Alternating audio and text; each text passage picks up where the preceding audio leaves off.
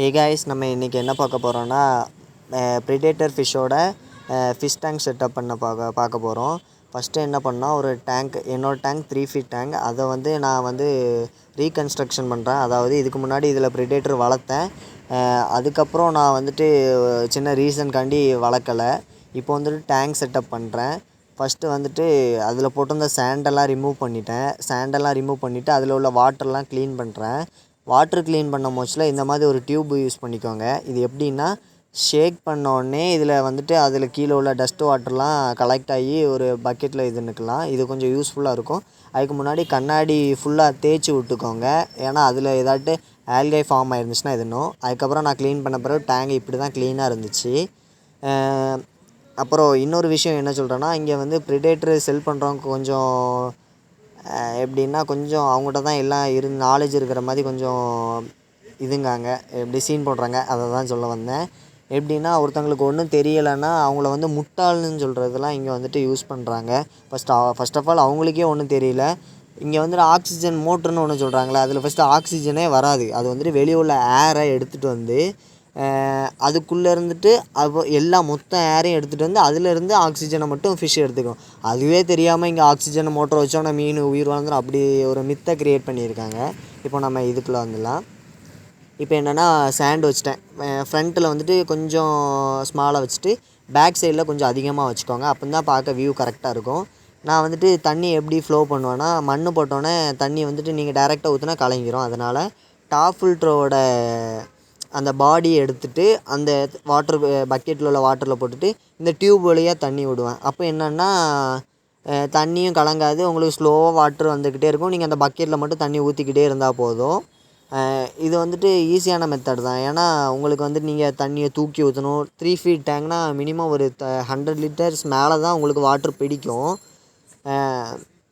அதனால் நீங்கள் எப்படின்னா இந்த மாதிரி மெத்தட் யூஸ் பண்ணிக்கலாம். அதுக்கப்புறம் நம்ம ப்ரிடேட்டர் செல் பண்ணுறோம் ஆல்ரெடி சொல்லிட்டோம்.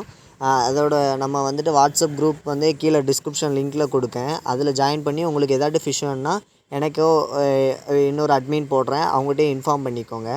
நான் வாட்ரு யூஸ் பண்ண பிறகு இப்படி தான் இருந்துச்சு டேங்க்கு. கொஞ்சம் ரொம்ப க்ளவுடினஸ்ஸாக இருந்துச்சு. அதுக்கப்புறம் நான் என்ன பண்ணிட்டேன்னா, டாப் ஃபில்ட்ரு போட்டு யூஸ் பண்ண ஆரம்பிச்சிட்டேன். அப்புறம் இங்கே என்னோடய ஃபில்டரில் என்ன இருக்குதுன்னு காட்டுறேன். ஃபில்டரில் ஓப்பன் பண்ணோன்னே முதல்ல ஒரு ஸ்பாஞ்ச் வச்சுருப்பேன். ஸ்பாஞ்ச் வச்சுட்டு அதுக்கு கீழே செராமிக் ரிங்குன்னு ஒன்று வச்சுருப்பேன். செராமிக் ரிங்குன்னா என்னென்னா, குட் பேக்டீரியாவை வளர வச்சு அந்த அமோனியாவில் உள்ள குட் பேக்டீரியா மட்டும் வளர வச்சு கீழே கொடுக்கும். நீங்கள் இதில் ஏற்கனவே சொல்லியிருப்பேன், இது என்னது ஆக்டிவேட்டட் கார்பனை யூஸ் பண்ணிங்கன்னா அது 1 மந்த்துக்கு 1 மந்த் நீங்கள் மாற்றிக்கிட்டே இருக்கணும். அதே மாதிரி தான் ஸ்பாஞ்சை நீங்கள் கண்டிப்பாக மாற்றி தான் ஆகணும். ஆக்டிவேட்டட் கார்பனை நீங்கள் யூஸ் பண்ணாமல் இருக்கிறது நல்லது. இதை நீங்கள் மாற்றிக்கிட்டே இருந்தால் ஒரு நாள் மாற்றாமல் போயிட்டீங்கன்னா உங்களுக்கு அது டேஞ்சராக ஆயிரும். அதுக்கப்புறம் என்னென்னா, நீங்கள் ஸ்பாஞ்சு டபுள் லேயரும் கொடுக்கலாம். டபுள் லேயர் கொடுத்தா இன்னும் கொஞ்சம் பெட்டராக இருக்கும். நான் டபுள் லேயர் பின்னாடி அப்கிரேட் பண்ணுவேன்.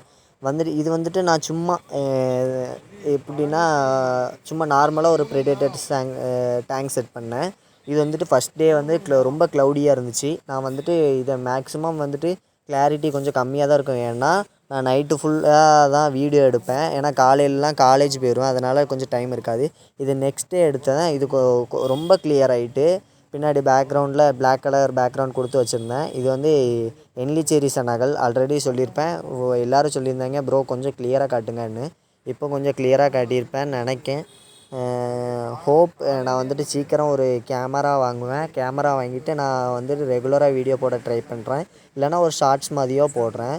ரெண்டாவது என்னோடய பீகாக் பெஸ்ஸை காட்டுறேன். பீகாக் பெஸ் அந்த பெருசாக இருக்குல்ல, அது டல்லிஷ் கலரில் இருக்குல்ல, அது அசுலு. இந்த சைடு இருக்குல்ல, அது ஆஸ்லேரிஸ், நார்மல் ஆஸ்லேரிஸ். அப்புறம் என்னோடய arowana, silver arowana 3.5 feet 3.5 inch sorry. இதை காட்டுறேன். நெக்ஸ்ட்டு என்னென்னா, என்னோடய ரெட்டைல் எங்கேன்னு கேட்பீங்க. என்னோடய ரெட்டைல் கேட்ஃபிஷ்ஷை நான் தனியாக எடுத்து வச்சுருக்கேன். ஏன்னா பீகாக் பெஸ்ஸோ சில்வர் அரவணோ அதை துரத்துது ரொம்ப. ஏன்னா அது நியர்லி ஒரு 2 இன்ச் கூட இல்லை. அதனால் அதை தனியாக செப்பரேட் பண்ணி வச்சுருக்கேன். இல்லைனா நம்ம பார்க்காத நேரத்தில் அதை சாப்பிட்ரும். கைஸ், இதோட வீடியோ எண்டுக்கு வந்துட்டோம்.